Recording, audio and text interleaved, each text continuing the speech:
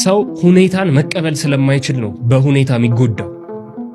ዛሬ ካጣ የለመድከው ነገር ከቀረ ከነገሮች ጋር ራስን ማዋሃድ በቃ የሚቀርብህ ነገሮች ይኖራሉ። ለዛሬ ቅሩ ነገ ይደርሳሉ።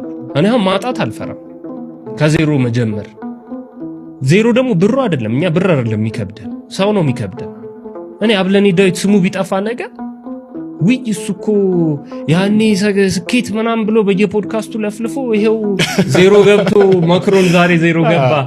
አልፈራው እወጣዋለሁ። እንደውም ታሪኬን ያሳምርልኛል። እዛ ነበርኳ እና በአንድ በኩል አይቶ መመለስ አሪፍነቱ ብዙ አትፈራው፣ ከልክ ያልፍ። አንተ ውስጥ ሰላም ከሆነ ጤና ካለ አይምሮ ውስጥ ነው ሁሉም ነገር ጨዋታው። ከሁኔታ ጋር ለጊዜው ዛሬ ተፈቀደው ይሄ ስለሆነ ለዛሬ ልቀበለው፣ ነገን ግን አስተካክላለሁ።